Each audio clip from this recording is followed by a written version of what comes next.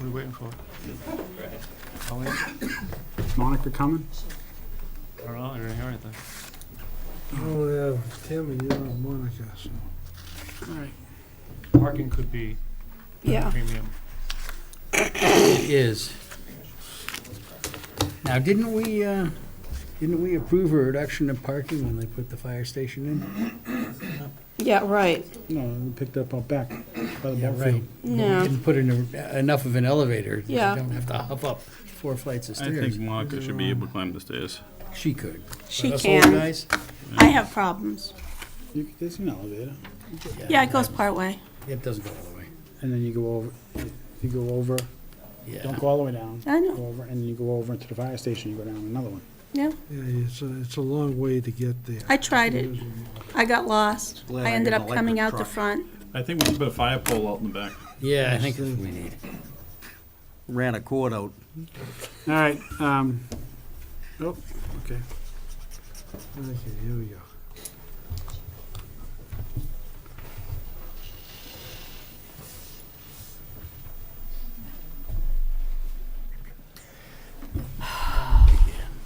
So as Monica gets settled in, I'll call the Chelmsford Planning Board meeting of January 24th to order. See, in the hours after 7 o'clock. For the record, meetings being televised and recorded by Chelmsford Telemedia. If anyone in the audience is taping or recording this meeting, please step forward and state your name. Okay, first item on the agenda is 313 Littleton Road. Modification for a previously approved site plan. Okay, we've got a letter. Mr. Colleen, Taj Engineering just got a letter from town engineer. Last Friday, nobody has enough time to review requirements from town engineer before 124 meeting. Therefore, we request to postpone meeting to 2/14. Thank you. Signed, Nancy Chen. So I'll entertain a motion to continue 313 Littleton Road to February 2014 to February 14th, 2018 without testimony. So moved. Oh, you got it. I have a motion by Monica, a second by Glenn. I missed it that time. Yeah. Beat you, Mike. I know. All those in favor? Aye. Opposed? Okay. Next item on the agenda is a new public hearing, Town of Chelmsford DPW for property at 9 Alpha Road. Request a minor modification of previously approved site plan under section 195-104G. Special permit for reduction of parking, 195-18, and proposal to construct an addition of 5,800 square foot for purpose of vehicle maintenance in the existing building, associated site improvements. Site is located in IA Limited Industrial District, consists of approximately 16.97 acres as shown in assessment maps 86, lots 7, 12, 16, 17, and 18. Edward, do we have Okay, we got a number of letters. do you have a legal notice? That's what I'm looking for right now. You essentially just kind of read it, but It's right here. No, we gotta look at the second, that's the folder there. I just cut and paste this to the.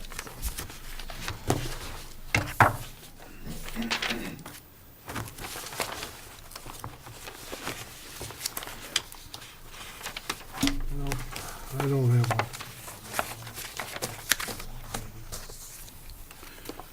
I don't know that it's in there. Okay. Colleen, I don't see it. Do we know the dates that it was publicized? 18th and.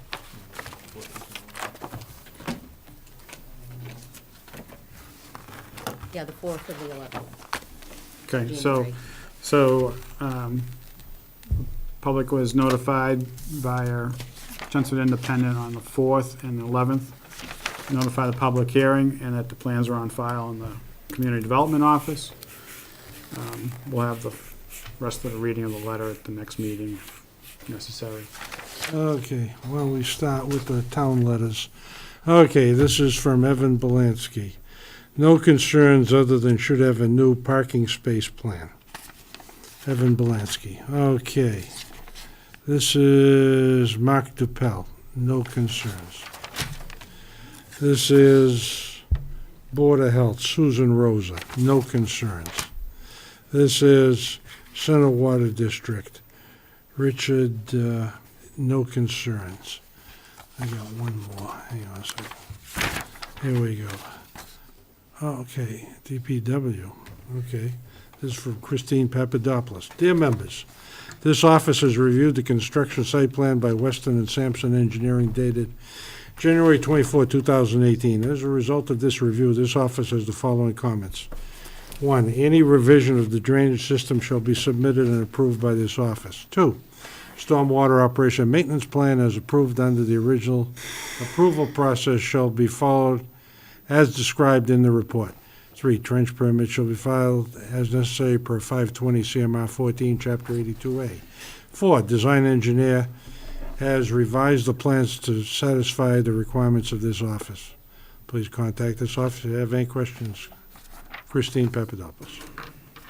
That's it. Okay. If anyone is from...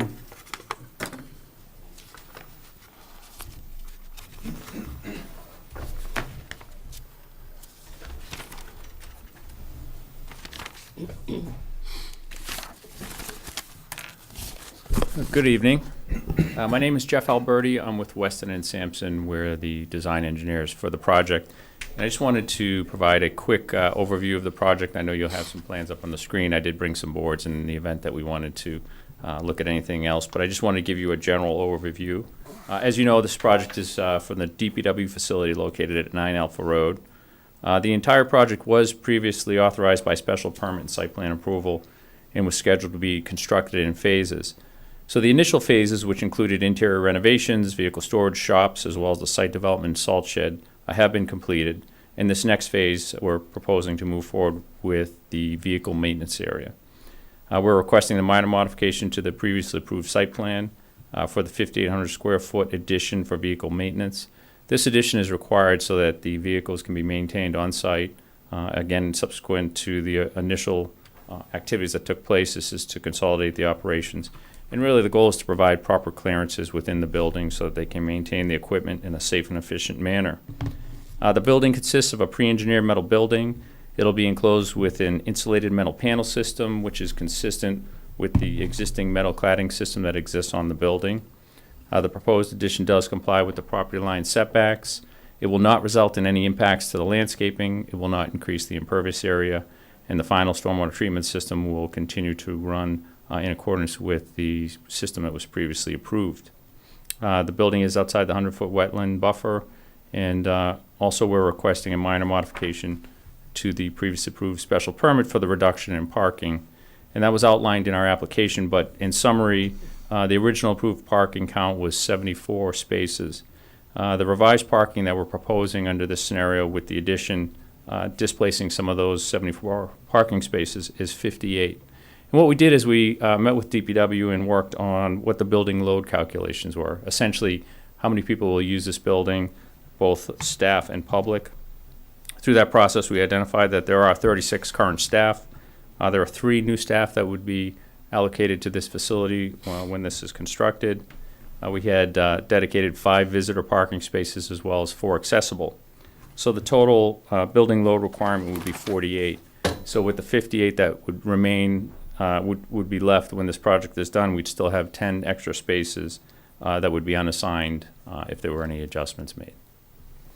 That's a very brief summary. The addition that's proposed, as you can see in the image here, I provided an aerial view, and you can see to the back of the building along Tracy Road, to the back meaning Alpha Road being the front. This is where the addition would be extended off of the existing building. The addition is required because of the height restrictions that exist within the existing structure. It would be directly off the back of the building. Okay. Nan, you got any questions? Yeah, what's the parking plan look like now? What do you propose the parking plan to look like?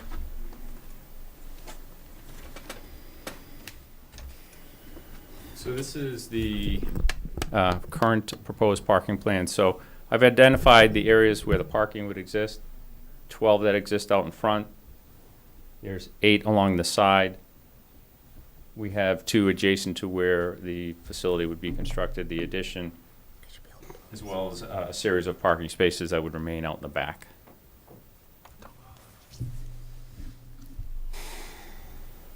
So that seems, I understand the current utilization of the building and how many people you actually have working there, but that seems like an awful low number for that size of the building. Do you have the ability to land bank parking and plan it in but don't build it? I would have to investigate it a little bit closer. I think one of the items that when we first went through the parking count that I didn't get into the details of is that 60% of that building is actually parking. And that's why it appears larger and it might seem like there could be more parking spaces, but the DPW equipment and vehicles are actually parked within the facility. So in essence, there's an additional 60,000 square feet of space within the building that's enclosed that functions as parking. And at this point, this would include all of the operations of staff consolidation. And so there really is no additional room for growth for additional staff by reusing spaces within the building.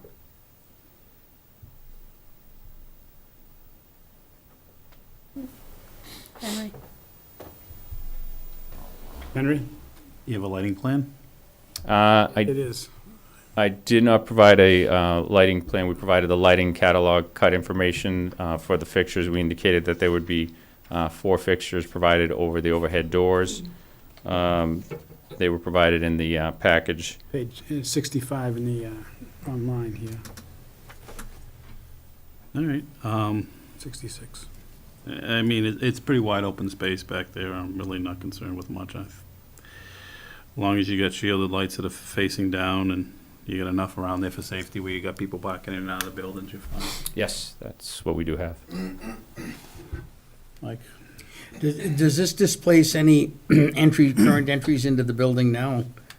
There are 2 existing overhead doors that were placed on the back wall. We're actually going to reuse those openings to provide interconnection. Okay. All right. And then is there anything behind this addition? You know, the very far corner of the building? Essentially just material storage. Okay. There's one small office as well as a small toilet facility as well. That's it for me. Ed? Yeah, I got a number of questions, so I understand kind of where we're headed. Does this proposal, the master plan, call it the master plan, originally had a wash area, fueling area, and if I remember right, there was storage tanks for, I'm going to say, salting liquids. How does this affect any of that? Are you starting to step on space for that? We are not, and if it's okay, I'll just walk around and point.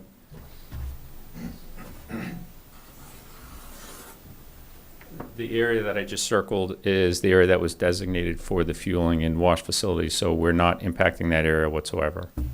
Okay. Do we have, in where this building's going to go, do we have tanks for salt, for liquid storage that's used in road salt operations? There will be no liquid storage for road salt, for road operations in this upper area. Do you have, we don't have any, right. There's no plan for any My of that. mind must be slipping then. Okay. Does this building take the place, a couple of years ago, it was raised at town meeting and then taken down, of raising the roof to put in lifts to work on trucks? Is that what this building is doing? That is correct. So the roof structure is not high enough to raise a put vehicle in a with truck inside, lift. right? And in the cost to try to raise that roof because of the building code limitations, cost Okay. prohibitive. Okay. So that takes care of it, so that would do Does. that. And I guess by the same token, what you're telling us is, if this is built, then we're truly out of Richardson Road. We'll never be out of Richardson Road. Except for sanding You have off. to go to the microphone. Except, We will be out of Richardson Road with any staff there on a daily basis. Okay. What we still will have is the 4 sanders that we run out of there all winter long yeah, to go out of the shed. Yep. Yeah. Just state your name for the record, please. Sorry. We all know Gary you. Persichetti, DPW Director. Thank you. Okay, I guess that answers my questions. Thank you very much. Glenn? Ed struck on most of the questions that I had. What are you putting in for lifts there? The roll-around lifts like you had down in Richardson Road, or you putting like stationary ones in?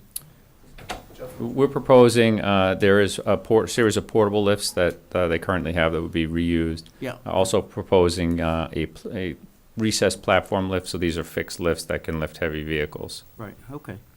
So there's not gonna be any, like the old school that you drill a well down into the ground? No deep piston lifts, yeah. If you're working on vehicles, you gotta have. Okay, that's all I got. Monica?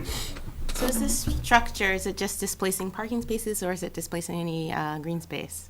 Just parking, it's all paved area. Okay, that's it.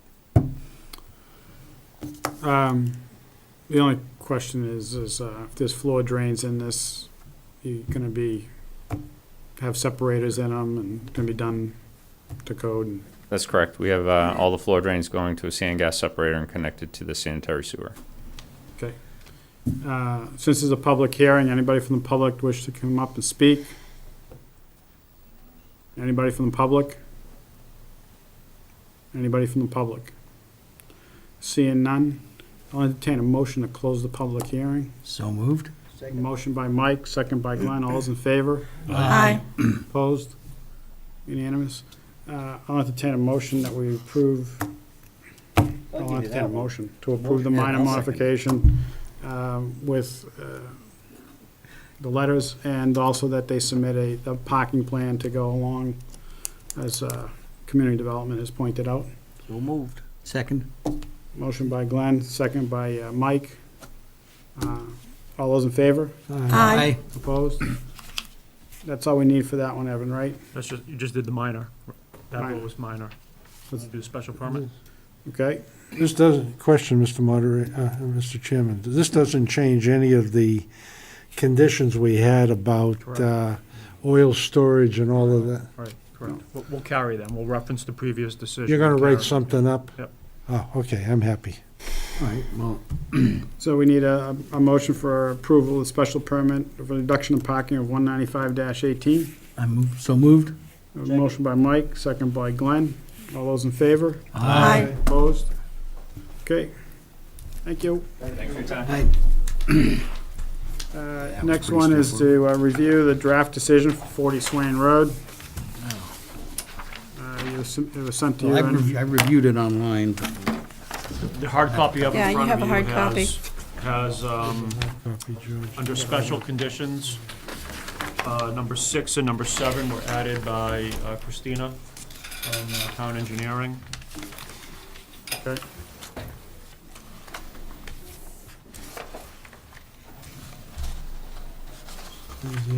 Special conditions.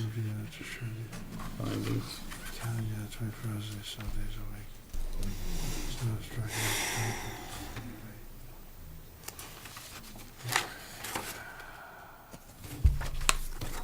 Evan, did you add Mayan? No, so Okay. we talked about putting it as number 8 under special. Okay. So we talked about the barbed wire on top of the fence, and we said to leave that up to the police department if they needed it or not. So I was gonna put that as number 8 as a special, that if we've approved the fence, and if the police department has determined that barbed wire is necessary, then then the applicant would do that. So, Yeah, that's Okay. okay. Yeah, we got the prints with the new landscaping, right? The extra trees. Yeah, the final revision date of January 2nd includes, Includes the trees and the stuff. offsite, yeah, the on-site trees Yeah, okay. adjacent to Scotty Hollow. we're all good? Oh, good. All good. Yeah, I'm good.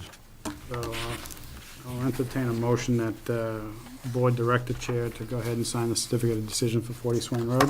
I move that the chair be so directed. Second? I have a motion by Mike, second by Glenn. All those in favor? Aye.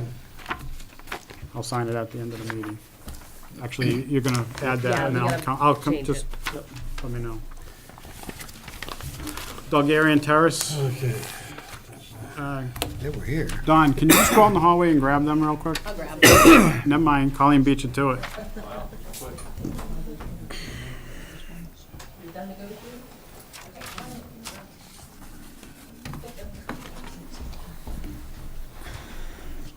You're on a tear. Just going about business. Don't know what the game is. Well, they're coming, we have the minutes of 12:13, we might as well just jump to that while they're setting up. Everyone got those minutes? I didn't see any problems. Okay, I had a couple little modifications, one was a spelling error, one was just as, there was a continuation without testimony, and the words without testimony wasn't in there, so. Colleen got those. Anyone else have any corrections, additions to 12:13 minutes? No. I'll entertain a motion to approve as amended. Motion is amended. A motion by Glenn, second by Mike. All those in favor? Aye. Opposed? Unanimous. These minutes are done. Bulgarian Terrace is up. Good evening, Greg Halladina for the applicant, Stephen Bulgarian. We were last before you. The town engineer was away, and we agreed that we would have our surveyor meet with Christina and go over changes that were going to be made to the plan that were raised by the neighbors. Just to refresh everyone's recollection and perhaps clear things up, I know there was some confusion. Simply put, the existing situation now is where Mr. Bulgarian, the applicant, has about 2 acres of land that are 3 parcels. The one outlined in yellow, which has actually 2 buildings on it.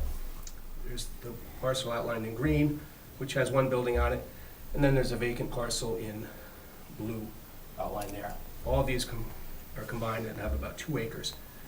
Mr. Bulgarian's niece and nephews actually own the property on number 55 here, but they are not the applicants.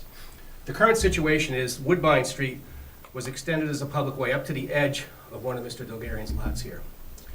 Number 53 gets its access over an easement over this green lot. And these yellow lots are accessed over the number 53 and up to here. He has 2 lots on he has 2 structures on one lot, 2 homes. Simply put, the plan is to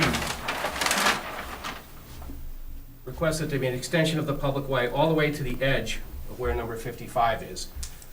And we would slightly reconfigure the green lot, which is an existing home, as well as the blue lot, which will still have all of the frontage along the extended Woodbine Street. And then we would have 2 lots for the 2 separate homes on the large yellow parcel. One would abut the public way here, which is number 1012, and then this small area here, which would have a long driveway, would be the other lot, the other house on that lot. Currently, neither number 14 or number 1012 Bulgarian has sewer or water, and the plan would be to tie it in to the existing sewer. Number 53 and 55, they have water, but they do not have sewer. We could tie them in as well. The engineer is not here, he was expected. He's right behind you. Oh, perfect, okay. Okay, It's second. not up on me. I think we got the drainage now is into the lot, the yellow. Like, we got that. Did you, I guess, Yeah, that's long and short of it. no, What did the you long and the just- short of it is, I understand number 55, which is Mr. Bulgarian's niece and nephews who are here. We spoke with them. We redesigned the catch basins at the end of the extended public way to get them a little away from the abutting property line, which is at the request of the niece and nephews. Mr. Close can answer any questions about that. I understand Christina met with the niece and the nephews, the abutters, and explained to them what was happening. I think we're pretty much okay. If they have any questions, I know Ron's here, he can answer them, or if you have any questions. I have one question to Christina. Have you reviewed this? Yes, Are you all set? almost, yes. Okay, I just need a tiny tweak to the pavement, okay, very tiny, okay. but otherwise, yes. And I you did think that- meet with the niece and nephews, the Dominion family, and so they're happy with it, I believe. Well, Okay. do you want Almost. to, do almost? Almost, yes. Okay, and No, hold on a I met with second. the I'll design come to you. engineer. Okay, and I also So- met with the design engineer, so we're all in agreement. Okay, so can you tell us what the tweak is gonna be? Do you know yet? See, there's a utility pole that the pavement needs to go around, so it's small. That's it? That's it. Okay. It's very small. Henry's not gonna chime in on that? We're not gonna move the utility pole. So just move the pavement around and we'll be happy. Okay.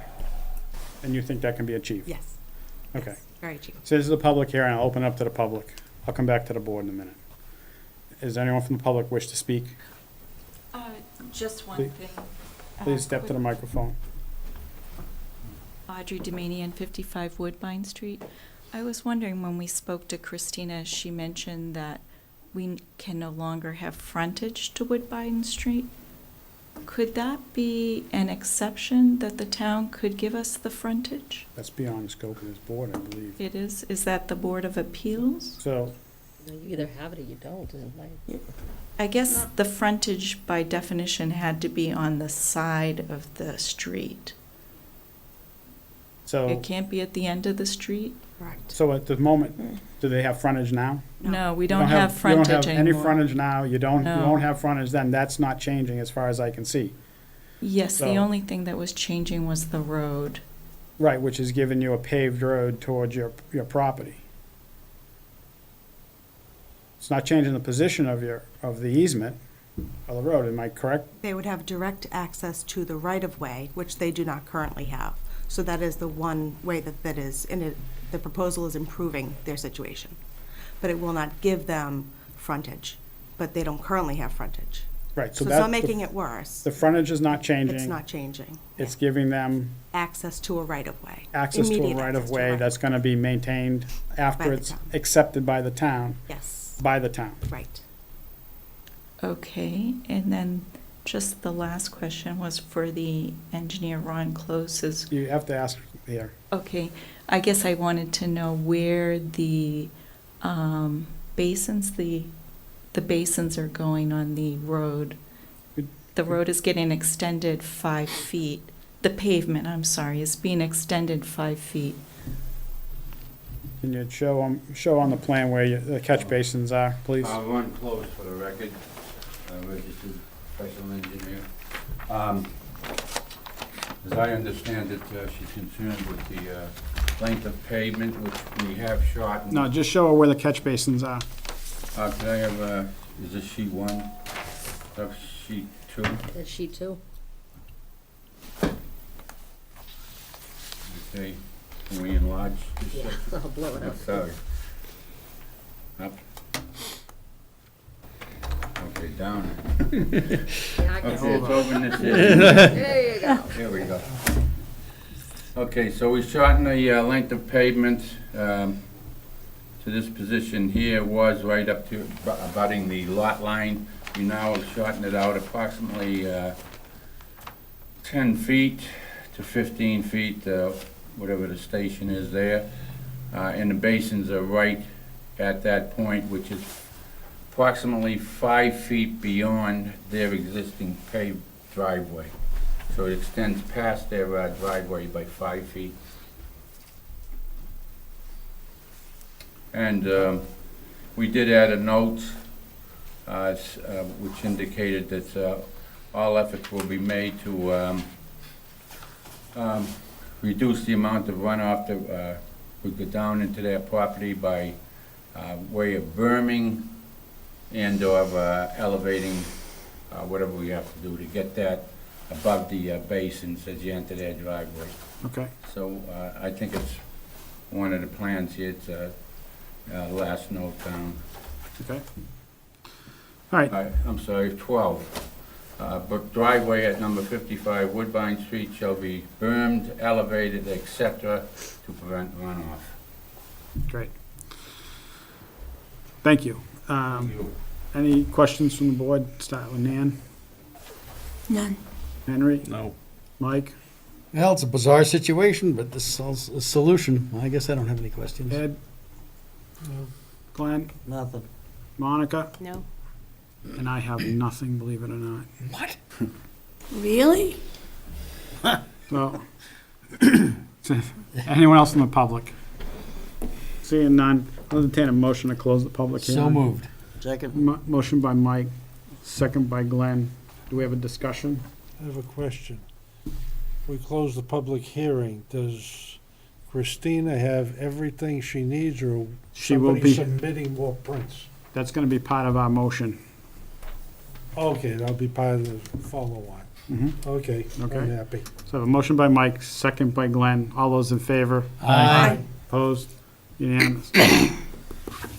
So I need a motion to accept the definitive subdivision, Planning Board File 2017-13, for 10-12 Bulgarian Terrace, with the note or condition that they satisfy town engineer's requirements and concerns, revision of the plans.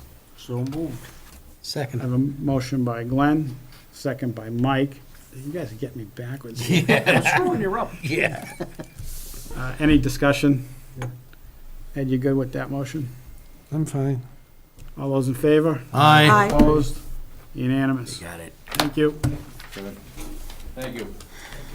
Okay, The odder ones we've seen. moving right along. Next meeting, we don't need to discuss that now. So, old business, 129 BAOD, CIOD. Let me find my notes here. So, did everyone get? Yeah, there's two parts to this.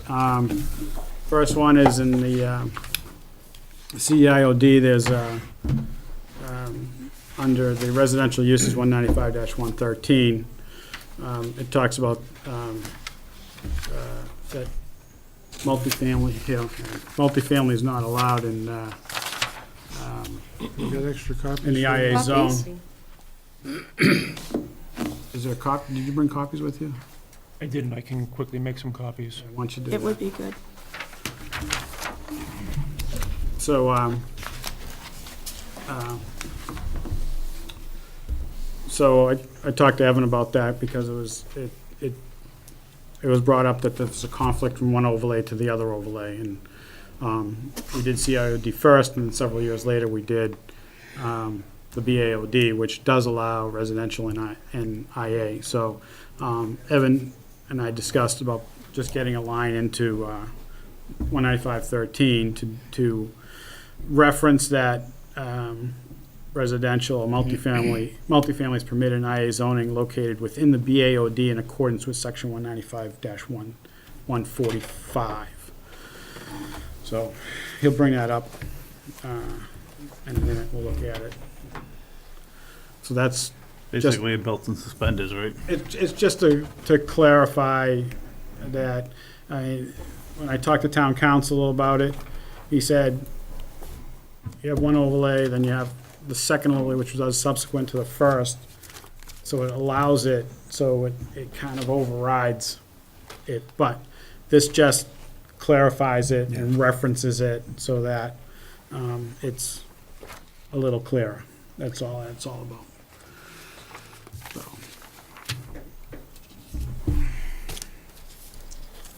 Oh, why don't you pass these out? That's the, Historic. what we're gonna talk about with Nan Yeah, okay. shortly. You got, I got one. they have. They have them already, yeah. Yeah, we have them over here. We just It just didn't get that far, the stack didn't get that far. throw the extras in here. Yeah.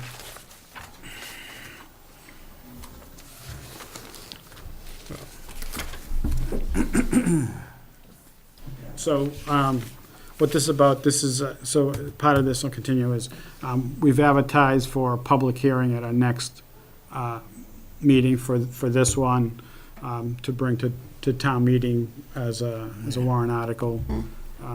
It's just to clean up the language, that's all about. So, I just want to make sure that everyone's okay with the wording and is comfortable with it, so.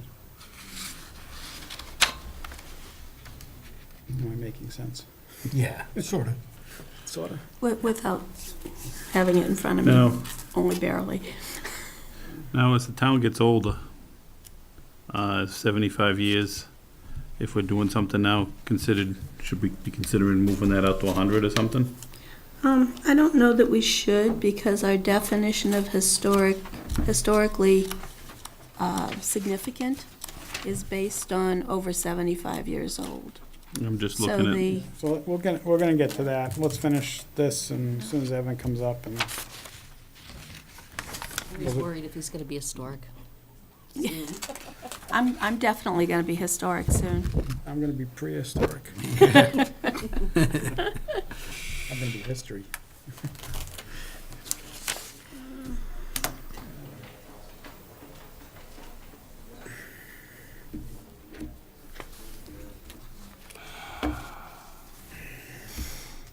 I hope he didn't run all the way downstairs.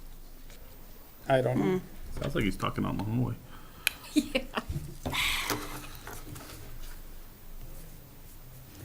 Hopefully he didn't get stuck in the elevator. He's stuck in a computer glitch. Should we take a 10-minute break? They unplugged his computer earlier, moving things around. We got the office painted. Oh, really?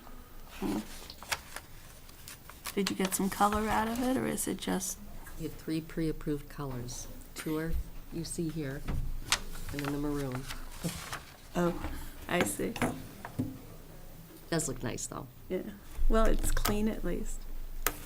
Yeah.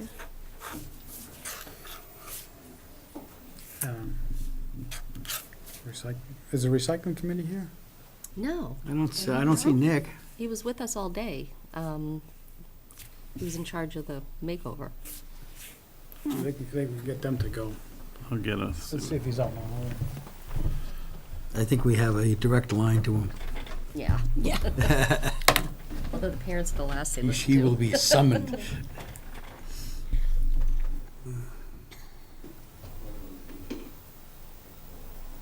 I think Donald's got a question.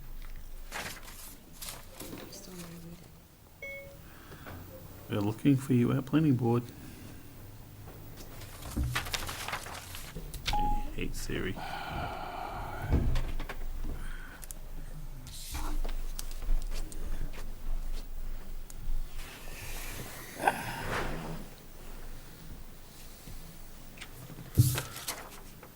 Well, Can we flip? you want me to go to Nan and we'll work on that, and then we'll come back. Here we go.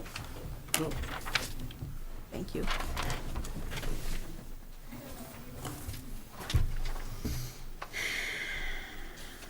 Thanks.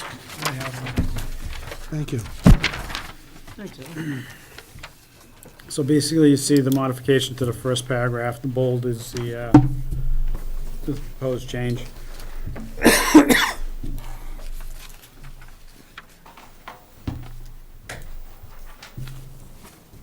So this is a 2-part change?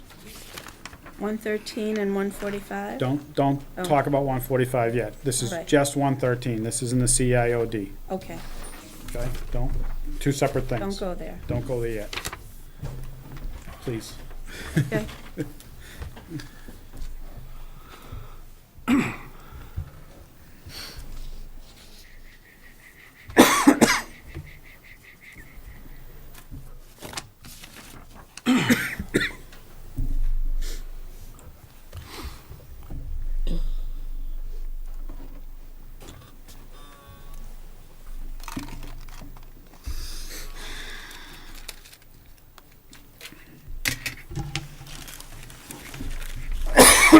Mike, what's your thought on the paragraph?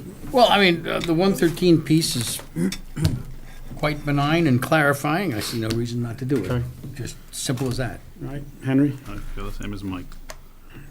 We'll come back to Nan. Ed?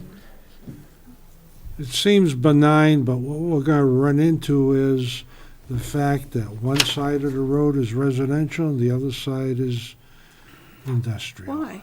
And how do you define a neighborhood? Eventually, when we do. That'll be the argument down the road. Where are you? Where are you? But I'm still in the first paragraph, isn't that what you're Yeah. asking me about?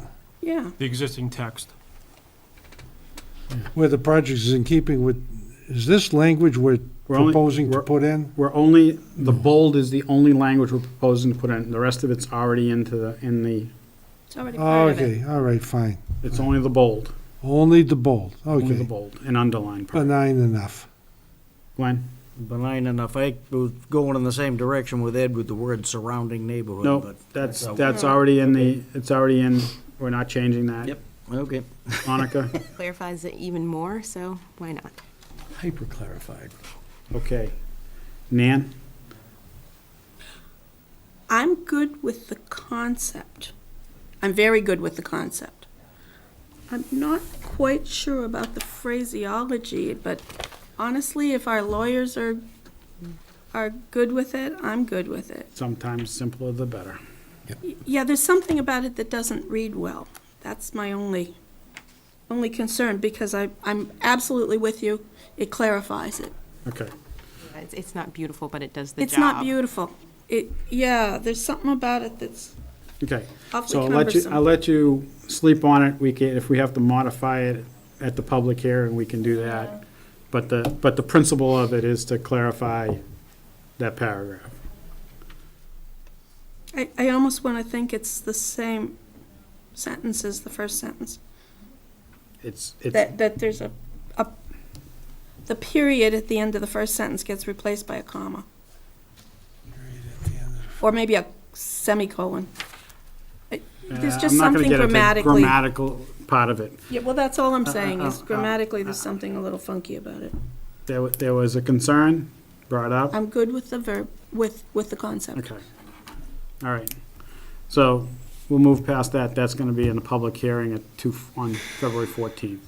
So the next part was, it was brought up, and there is a separate town meeting article submitted by a citizen about density in the exclusion zone for the BIOD. So in looking at this, we basically, the exclusion zone prevents people from building any of the amenity-type zoning within that exclusion zone. Still allows the industrial piece to go in there. And the big thing that came out of what we did in the past was about density and that type of thing. So first thought was, well, the exclusion zone's like an RM is like, there's a multifamily zone, which is, we have RM zoning as multifamily. So my first reaction was, well, can we look at RM zoning to be part of this? So there's three things I guess we have to look at. One is, the way BAOD is it fine? Do we do anything? Do we change anything? Second, do we try to define or put something in for the exclusion zone as far as giving guidelines or on density? And there's two ways to do that. One is with a simple sentence here, which is basically taken almost directly from the table where it says basically 5,000 square feet per unit, per acre, per unit, per 5,000 square feet per unit. So that'd be 8 per acre, with a density bonus that gets you to 10. So that's where that 10 came from. And the other part was to say, okay, well, you have to follow all of RM zoning. So I spent time and I looked at if we put the word all of RM zoning in the exclusion zone. I think that's too much. So, but I just wanted to get the board's take on, should we do something, should we add something, should it be just a simple sentence here, which still gives us via a special permit to go above and beyond that, or make it even stricter or tighter, which I don't think we need to do, but that's, so I'm presenting it to the board because it was brought up, and that I would bring it to the board to discuss if we should do anything, and if we should do something, what should we do? So, I don't know if I made sense. So I'll open it up for discussion. So I see a hand over here. I'll start, because I have two questions in terms of density. How are we going to define density, and what are we seeking to control? Are we controlling the number of people? Are we controlling the number of housing units? Are we controlling, like, what are we going for? Because how we talk about maximum density, it should be phrased differently. I mean, if you're talking about the sheer number of people, then shouldn't we say, okay, well, each unit should have this number of square feet? I mean, you could have a unit that has one bedroom, that could have one or two people. You could have a unit that has 2 bedrooms. You could have a unit that has 3 bedrooms. So are we controlling the number of people? Are we just controlling the number of existing buildings? Like, what are we going for is my question. Well, Or what is, I what is think- the outcome, desired outcome? Good question. I don't know what the desired outcome is. The desired, in our bylaw under RM zoning now, it allows for 1 unit per 5,000 square feet. So that gives you 8 per acre, plus the density. I don't think you can do a number of people, because like you said, you can put 2 people in 1 bedroom, you could put 1 person in a bedroom, you could take a 3-bedroom apartment and put 2 kids into each of the 2 bedrooms and have 2 adults in another bedroom, so you could have 6 in a 3-bedroom unit, in theory. So I think number of people is not right. And then we do have some square footage minimum requirements, singles and studios and 2-bedroom. So, you look at the 5,000 square foot, it gives you what the lot size is and density per lot. I just want to make sure that by making this change, we're answering the question or solving the perceived problem. And I'm just putting that out there. And that's why it's here, and that's why it's discussion tonight before we get into the public hearing on, is this the right approach, or should we take a different approach to this, or should we take no approach to this? So, that's the point, so. Henry? My other feeling is about this, I mean, we all know what this is all stemming from. But, there was a very real possibility on the one that it's stemming from, that it would have went to a 40B and all this would have been thrown out of the window. I'm just, are we still trying, the whole idea when we did some of this stuff was to try to rein in the 40B, be a little friendly, or do we just take in, if we make it unattractive enough, are they just gonna go right by us and go to the ZBA and do their things? We're trying to get more amenities, a little bit better looking project. If we restrict it too much, Again, this is only for that exclusion zone within the the BAOD. pass that down to Colleen. Colleen, Pass that all the way down to Colleen. picture disappeared. She'll know how to get back up, Tad. Colleen. Touch it.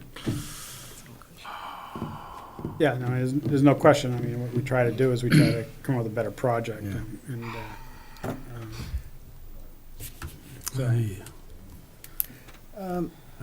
On the question of 40B, just as a matter of curiosity, and perhaps Monica or Evan could answer, where do we stand now with affordable housing in town? I think we're going to go over our 10% shortly, aren't we? If we haven't already. So we're officially at 9.2. Yeah. If 104 Turnpike was not delayed, then the paperwork to include that 168 units would be being processed, Yeah. and that would put us over 10%. The fact that it is delayed and will be delayed, in the near term, within the next 2 to 3 years, between now and the next 3 years, 40B is not going to be a viable option. We're under safe harbor. By the time we get out of safe harbor, we'll be at 10%. 10%, okay, So for the next 3 years, we're safe. 40B is not a viable option in the sense that the zoning board in the town could simply say no if they wanted to say no. Unless the project comes in under a lip. Even under a lip, you can say no. The zoning Right. board can say no. The ZBA could say no, but someone could try to do it as a friendly 40B Sure, within the town. sure. I think as Henry was somewhat alluding to, is that was one of the strategies for adopting the inclusionary bylaw tied to the overlays, was to provide enough incentive, or hopefully provide enough incentive where a developer would choose to do affordable housing under local zoning as opposed to under 40B. 104 Turnpike, I think, was approved that concept. But for the short term, next 3 years, 40B is not a viable option. All right, and then don't we have the trailer park coming up in a couple of years? Not the trailer park, no. When does that Trailer park's not, come out from under its? Yeah, but trailer park's not part of 40B. That's No, not it's correct. not, but I believe that the property over there frees up. It's got restrictions on it now. They can't take the trailer Yeah, park out. the consent decree ends Ends. within a year or two. And that's a big chunk of land, and something's gonna happen You to got, it. there's a state process to discontinue a trailer park. Okay, and they have to go through that. Yeah, it's not easy to do. But that, There's nothing Yeah. to do it with does that. nothing to do with this Yeah. part of the, Yeah. Yeah. Back to Henry. so, Again, that's only for 3 years, and we have market rate properties that are going to add to our inventory. So those are things to consider. right. So what happens after 3 years? It's back to where we were, or? You know, then the 2020 census will come out. If you fall under And, 10, you and depending on depending on when projects, 40B projects that are in the pipeline are submitted, and assuming they're submitted and approved, after 2020, we're back to, kind of the cat and mouse, right? We could remain over 10% to 2030 if the projects that are in the pipeline get submitted and get approved, whether it's a 40B or under inclusionary. If they don't get submitted and approved, and we continue to build single and two families, then we're back to that, so we'll be teetering. You're gonna catch up. We'll be teetering, right. Now, Evan, underneath like the CIOD and the BIOD, we have some control built into the law too, that we can kind of pick and choose and do different things, You have total control. Yeah, You have let's- total control. which is what I'm trying to get The at. total control is the key to the total control is during that finding of applicability, that Yeah. concept plan. If at a 10,000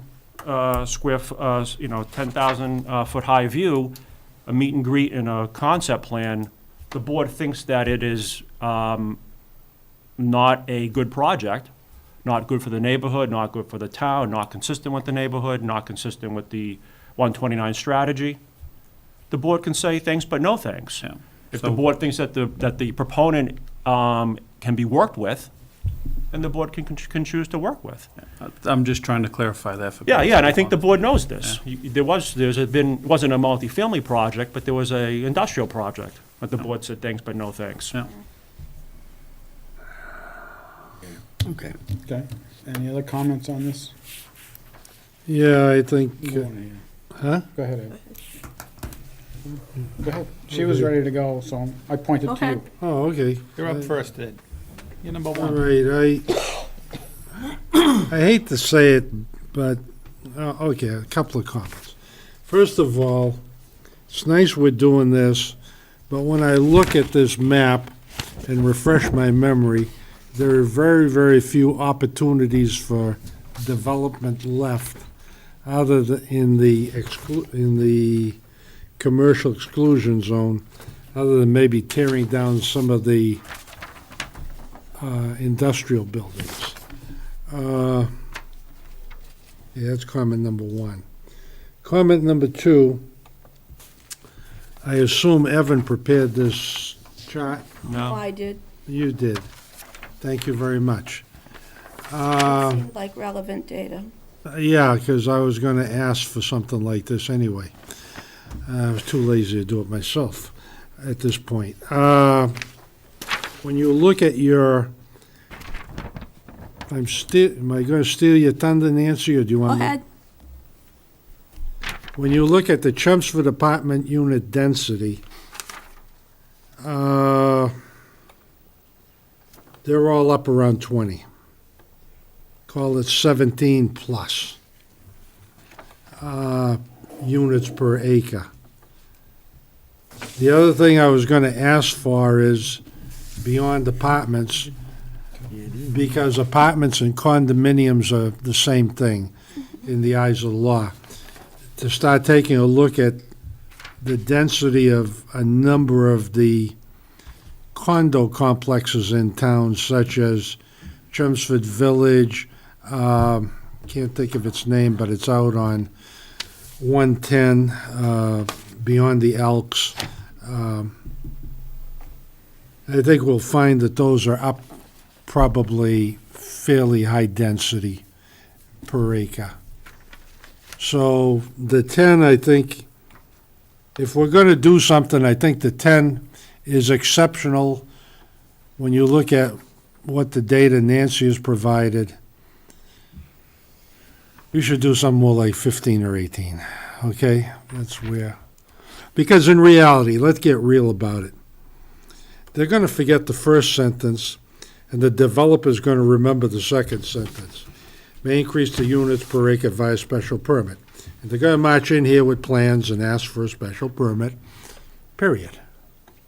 Sure, but the reason that the thinking is that, in my mind anyway, was that if you, for future boards,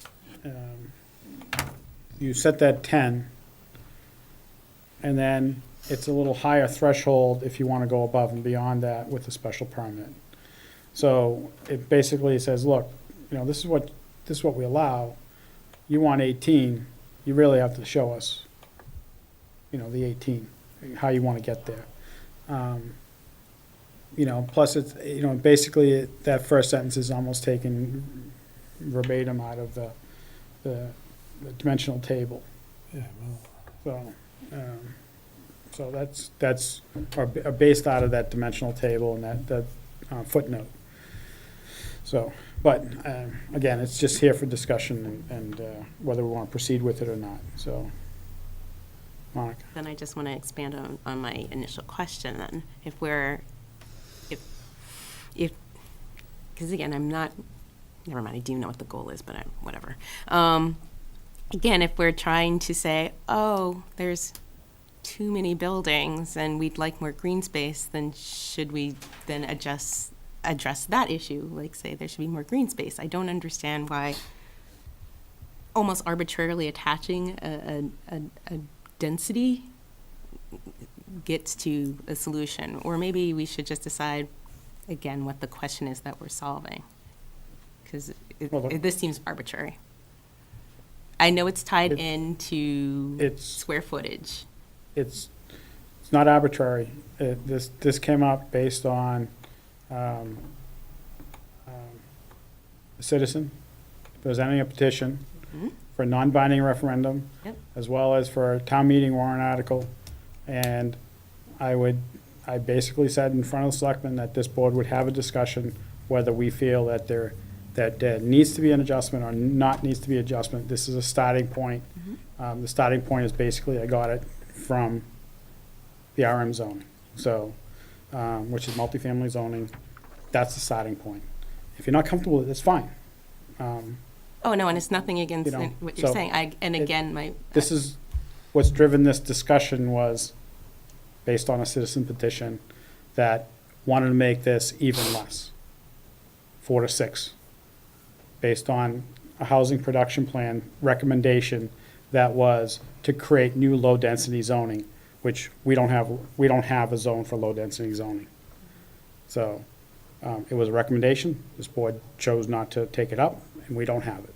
So, Yeah. so that's why this is here. So, Glenn? I'm good. I know, Nan, you want to say, because you're really tensing up over there. When you're ready. I'm ready. All right. So first, I'd like to thank you for putting this together, because I know that this has been pretty exasperating, and You don't that even know you've the gone half through of a it. lot of effort to try to find compromises.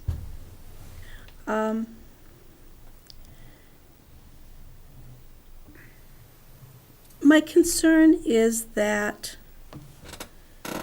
the BAOD, the sheer purpose for the BAOD was to put housing for employees, for people that would go to work in the 129 area, to put that housing in the 129 area. So it's work, play, and live all in the same place.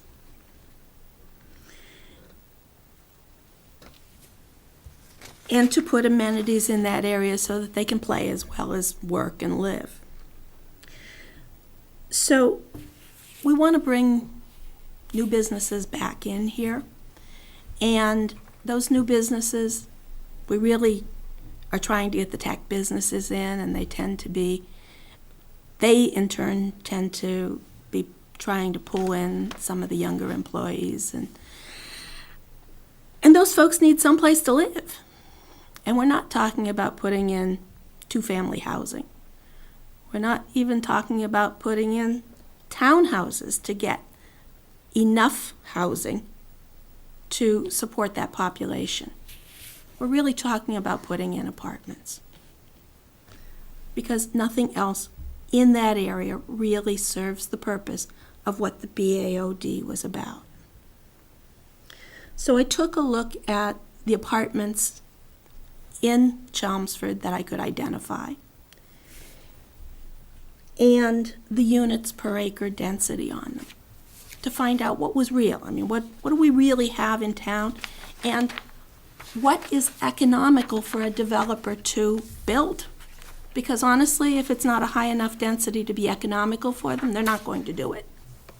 Which means we won't get the results we need in the 129 area to provide that housing for employees. And the units per acre that I found ranged from 17 to somewhere around 30 units per acre. Now, that's not at all consistent with the recommendations in our RM zoning, so I'm not sure whether we should take a new look at RM and the density that's in that to be realistic with today's development. But I'm darn sure that we shouldn't be cutting that in half in an area that we want to promote development. I also took a look at what properties are on Turnpike Road and how they're currently used and the likelihood of them being redeveloped. So we just saw at 104 a empty lot that came before us. But if you take a look at the map, there aren't any more empty lots. There's one property that is owned by Mass Electric that has some open land on Turnpike. Probably has, I don't know, I think it's 5.35. Yeah, it's 5.35 altogether, and at least a third of that is the power line right-of-way, so that's not buildable. So there's a couple acres there that could be built on. And maybe the industrial road property, there's some, could be divided and get some utilization on Turnpike. It looks from this map like there's some land, maybe an acre or two, on Turnpike that is not wetlands. Everything else is a situation of, if it were to be used for residential, it would mean tearing down industrial. And honestly, I can't think of a developer that is going to tear down an industrial building to put in low-density housing. It just isn't economical. So if we put a maximum units per acre on these properties that is inconsistent with apartment utilization, what we're effectively saying is the area along Turnpike is not part of the BAOD. We are not promoting it for redevelopment. Because the only viable redevelopment would be to upgrade those industrial buildings. I would go for 20 here, but certainly not 10. I would also look for a clarification on the verbiage that specifically says it's the commercial exclusion Well, zone.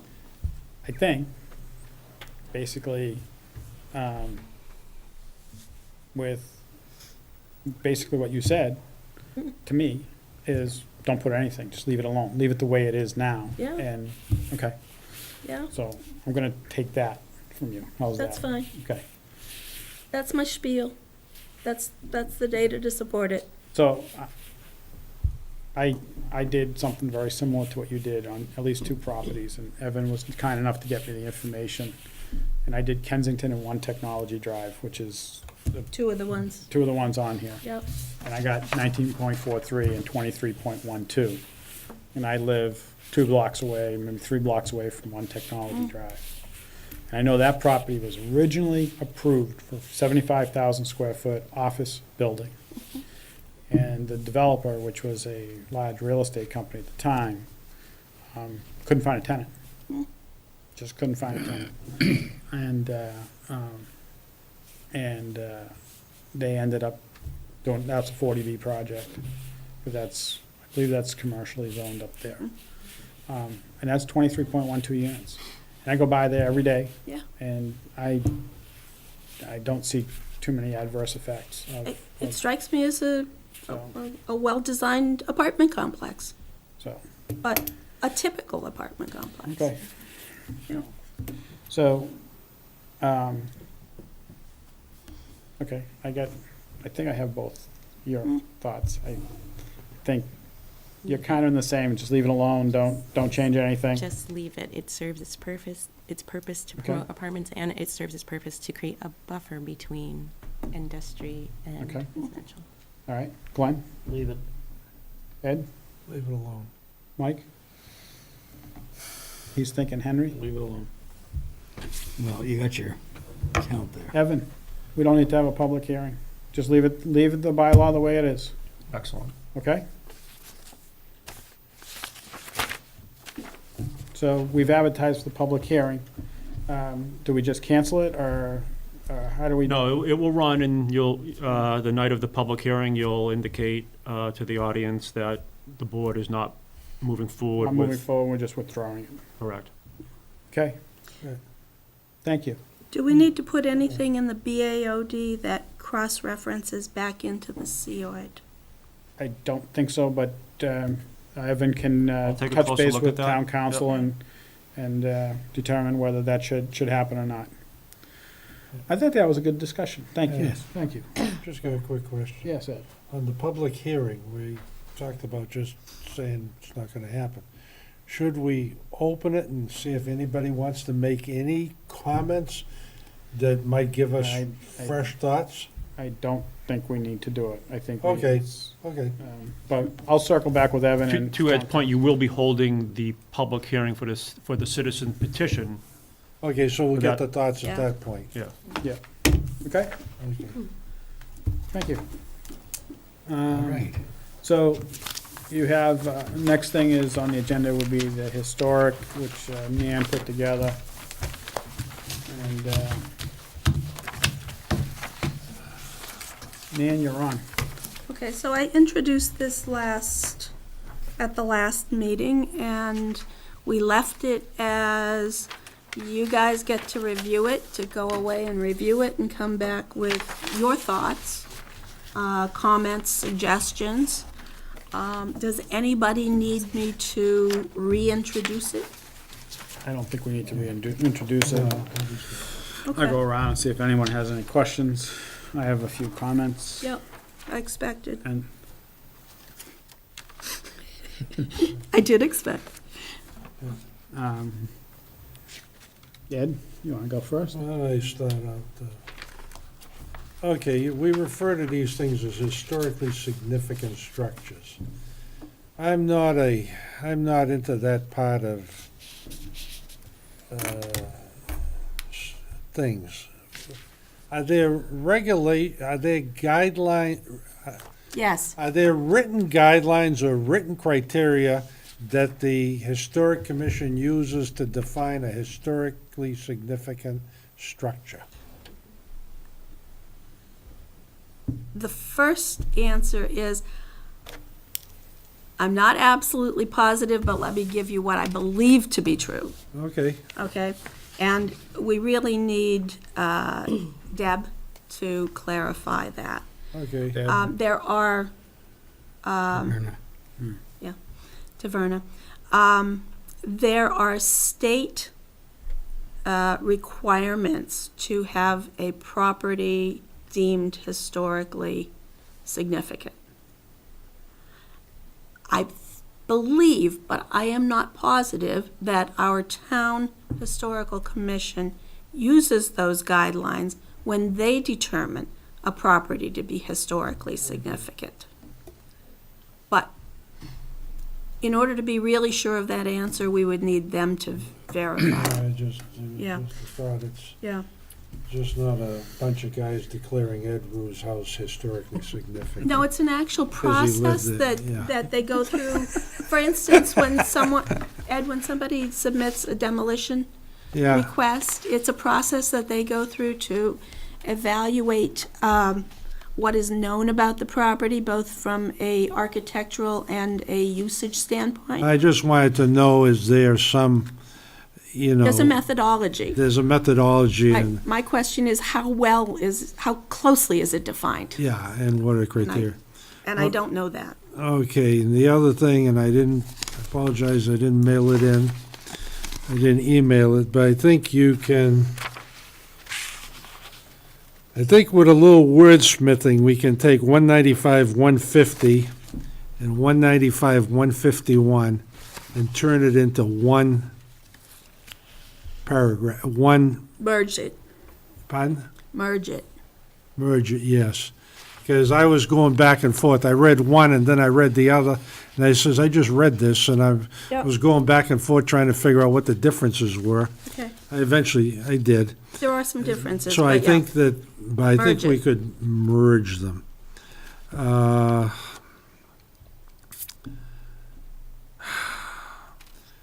Third comment, it's not a question, it's a comment. I love the effort, Nancy.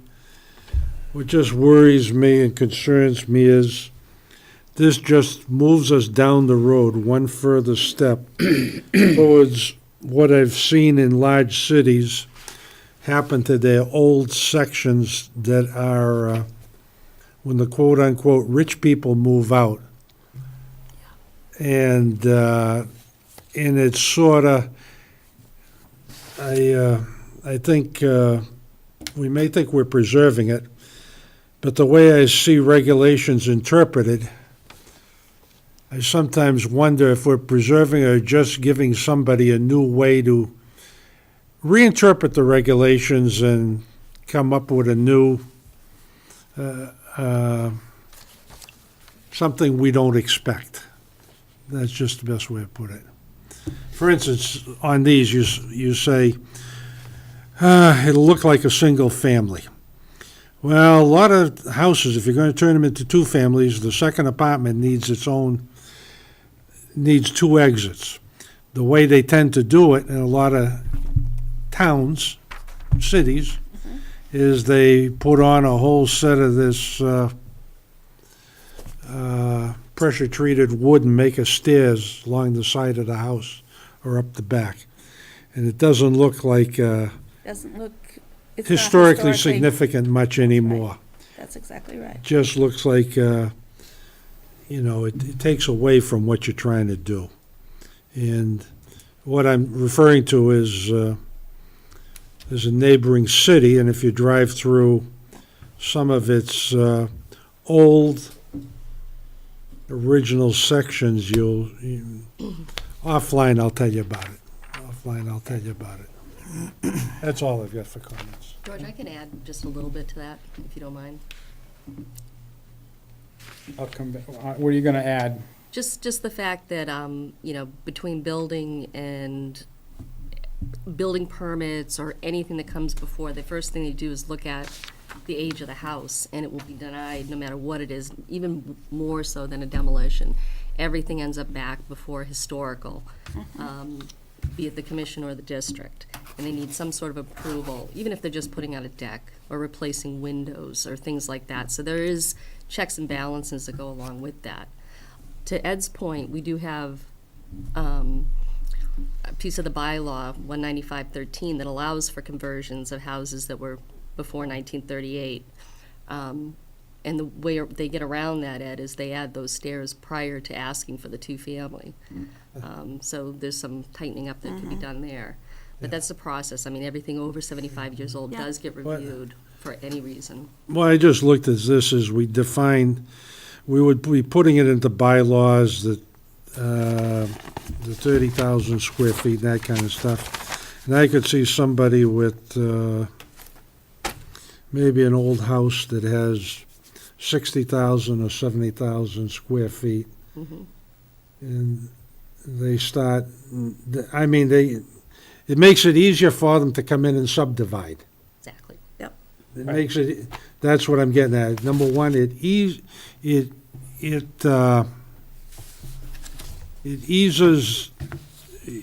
it facilitates the way to subdivide property where we may not expect to see subdivisions. Yes, in the RB, if it's before 1938, it can be a two-family, regardless of zoning. Yeah, but if I've got a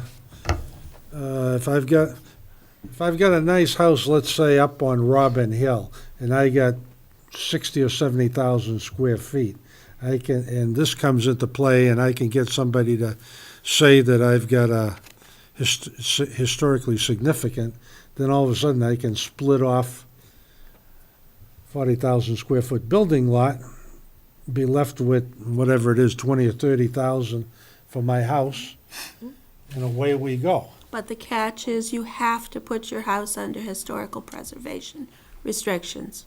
So at that point, it has to be maintained.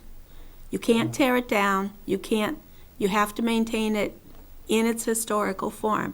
And that's the trade-off of this, is you give up density for preservation. So to Ed's point, someone who's got more smarts in this business than I buys a piece of property, gets the house to be historically significant, splits off what he wants, the 30,000, turns around, builds what he wants over there, and then dumps the house. And the next guy comes in, He's stuck. he's stuck. He's got a historical preservation restriction, and he Okay. buys it with such. So, Ends up being a town problem because it ends up on, off So the what tax you've got to rolls. judge is the business, the clause about historic, where is it? The one where you've got to, historically significant. yeah, I'm beyond that, where you've got to go into the agreement. Is that going to stop a lot of people where the preservation agreement, historic preservation restrictions, is that sort of like going to stop people from doing anything? If I was the developer and I saw that, I'd say, I don't want to fool around with that. And I Well, move on. Yeah, Presumably, it's reflected in the purchase price. yeah. I mean, Oh, yeah. Yeah, I mean, the alternative is you do nothing and they just get torn down. So, take your pick. It's either we provide some benefits to maintaining them that comes with restrictions that you have to maintain them, or they get torn down. And yeah, we can put a year's delay on it, but they get torn down. How many historically significant houses are we talking? There's a couple hundred in town. Would it make more sense to go through the town and pick out these historically significant houses and make a thing just for them? Give them little plaques. Instead Well, they of, have little plaques yeah, today. but I'm saying, Hold on. Monica had her hand up for you, I'm I'm sorry. sorry. Go ahead, Are Monica. you done? I don't yeah, wanna. yeah, go ahead. All right. So I have had the benefit of reading numerous studies and looking at high-income towns where this has worked, and they have been able to maintain some of their historic structure as well. bringing in maybe smaller units that they can either, that the property owner either rents, or in some cases they condoize them and increase their tax rolls that way. So therefore you have a property that under normal circumstances gets taxed as a single family. Once it's a large scale, very ritzy looking home, they divide it, and then maybe they're receiving income from several owners without the changing of the outside. So I kind of resent that you're characterizing this as creating a slum when there's, again, numerous just in this state. I don't think anyone's characterized as a slum, Wow. but Oh, what I was talking about was you go to some of the old sections of, some sections of Belvedere and Lowell and the Highlands, where they had mansions in the 1800s, mid-1800s. And I understand. And what they've done is the mansions now sit behind other houses, and they've been all chopped up. And so they were historically significant because you had, use a word, industrialists living there, and now it's apartments. I'm not talking about slums. I know what slums are. Okay, I'm not talking about slums. I'm not saying we're slumifying Chelmsford. I'm just saying it's making it easy. There's, I'm not going to go there. I'm not going to open up that subject in the meeting. all right. Okay, never mind. But anyway, there are examples of this being a success story, and so I just want to put that out just to respond to what I heard. My question is I'd like clarification on what exactly the historic authority is, so we can tie it into this to say exactly what we're looking for, and then we tie this directly into that, so people know exactly what the standards are. So I just want clarification on how we will handle that here in Chelmsford. I think we have to work that out with the Historical Commission in terms of how preservation restrictions that are held by the commission are actually consummated. Because honestly, I don't know. I know that they are. I don't know what the mechanism is to do that. Evan, can you speak to that? No, hold on a second. Okay. Hold on. So, we'll come back to that point. I'm gonna go to Glenn now, okay? Okay. So, Glenn was making a point, and the question, I think his question is, how many of these historic houses have been an issue over the The point that I last? was trying to make was, out of all the houses in the town, you got X amount that are historically significant. Henry chimed in a little bit on it before, saying the 75-year thing is gonna just continue on. So 10 years down the road, the entire Westlands is in that 75-year picture. And if you get somebody on the historic commission that says, well, that was a significant part of Chelmsford. Now you've got hundreds of houses that fall into your historically significant thing. So every time somebody goes to do something, you're talking a major, Yeah. for people Yeah. buying a house, and the people that own the house now, they want to sell it, or they want to do whatever they want to do. Now we're going to go through some more restriction, and it's taking money out of people's pockets. So I can't pull a number off the top of my head and tell you how many houses today are over 75, and of those houses that are over 75, how many of them are considered historically significant, or how many are jumping into that 75 in the next 10 years. What I can tell you is that the Historical Commission today is the evaluation point for demolition requests for properties that are over 75 years old.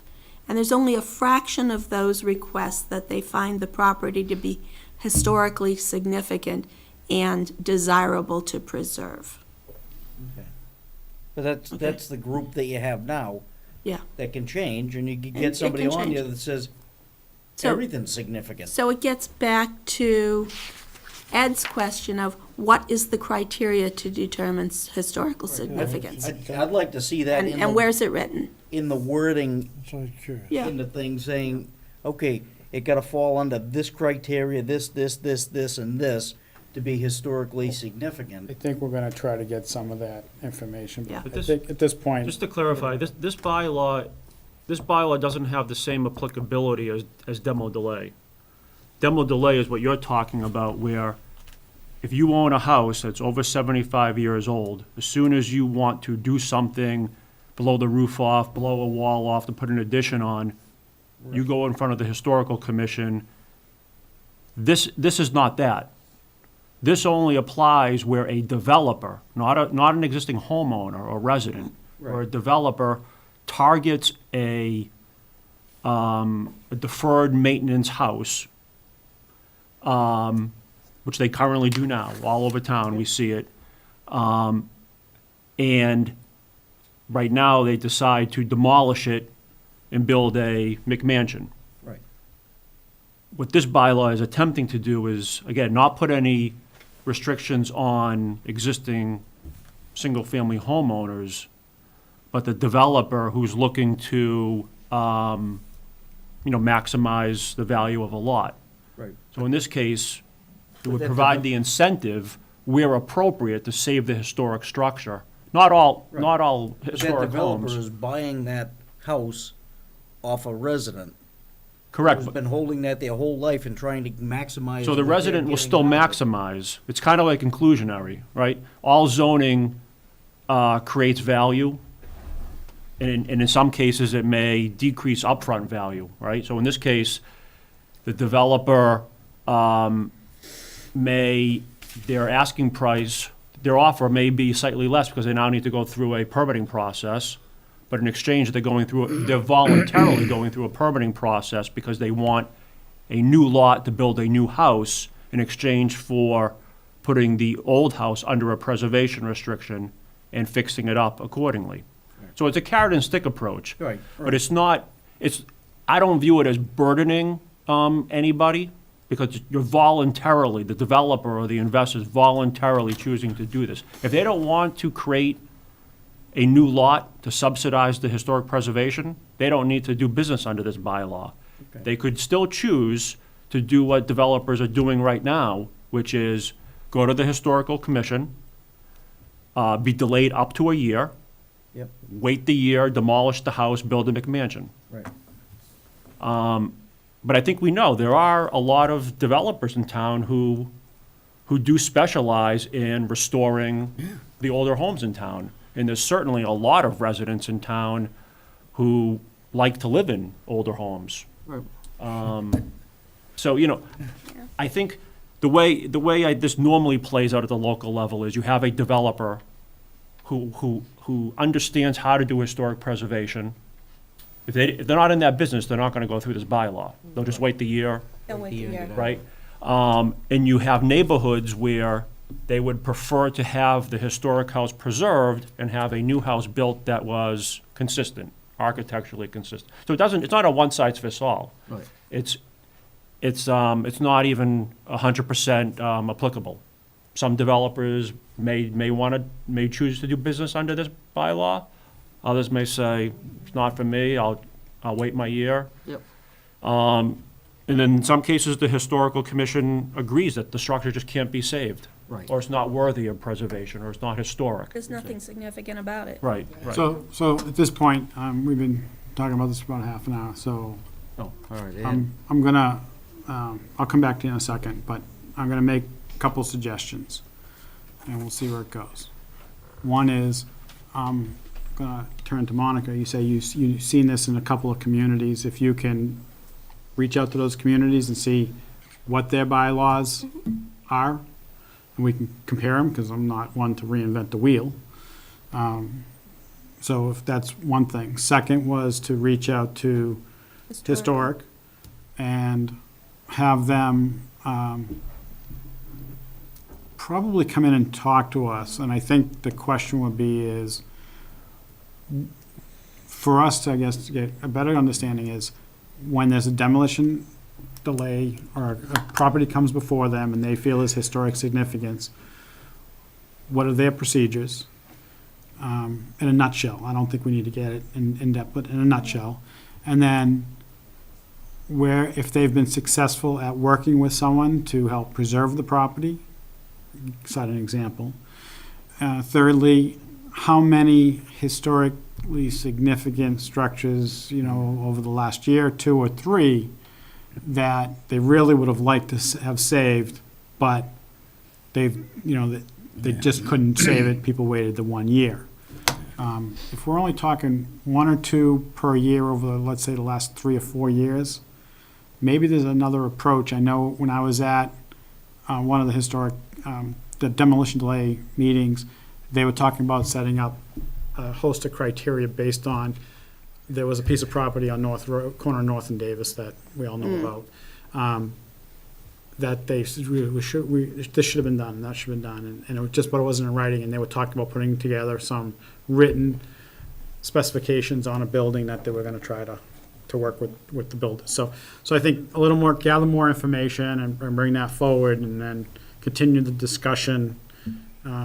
They're good discussions, and, if there's something that should be done, then we'll do it. If there's something that shouldn't be done, we won't do it. So Glenn, you had a, Yep, just one more question on your 195, 152, the last sentence in there about the rear lots. Yep.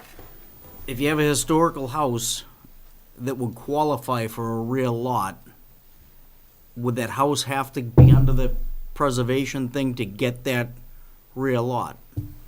Even if you had a house that sat on 10 acres of land and the guy wanted just to pinch off a rear lot for one of his kids.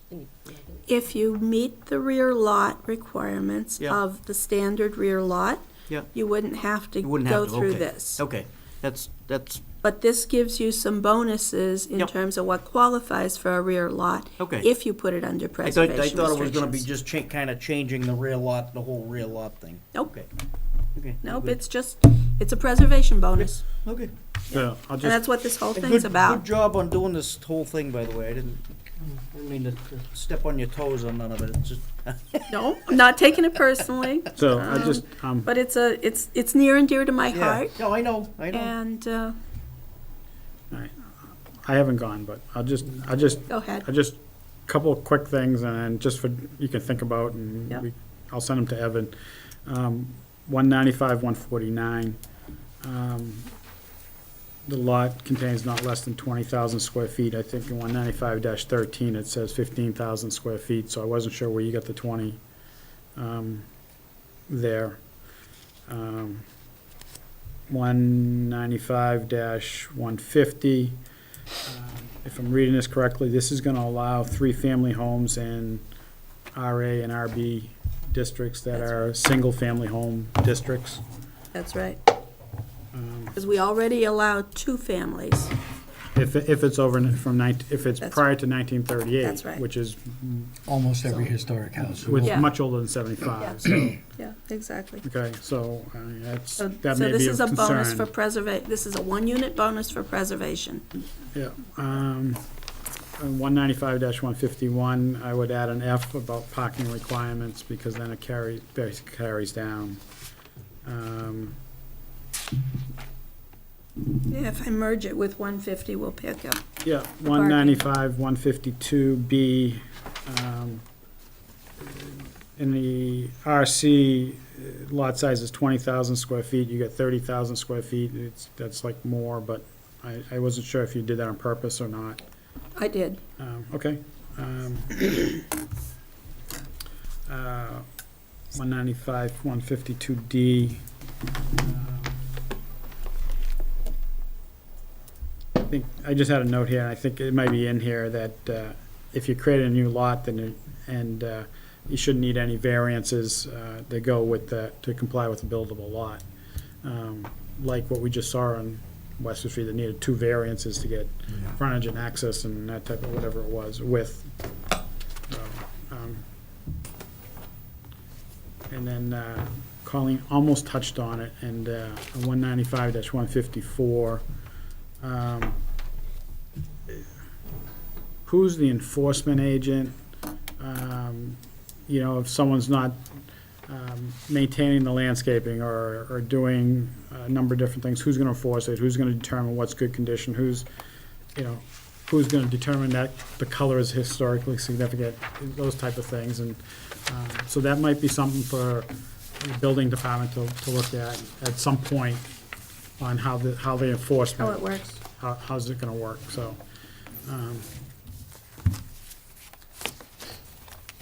Okay, that's all that's all. So, Good inputs. all right. So, next meeting is February 14th, which I believe is Valentine's Day. It's Valentine's Day. So that's not gonna go well with my wife.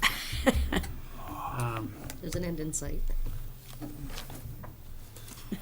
Yep. So, I lost my agenda. There's nothing else on the agenda, I believe. Anyone else have Find any Nick? comments? Monica, Glenn, Ed? Did we find Nick? Yes, Nick he would like to have one of the committee members come, so. Okay, so we're not doing that tonight. Okay. In that case, would you like a motion? Motion to adjourn, is that what you just said? I was, yeah, it was something like that. Ooh, and Mike adjourned. I had- the second was already lined up. Glenn's already seconded. All those in Thanks, favor? Glenn. Aye. Hey. Aye. When's our next meeting?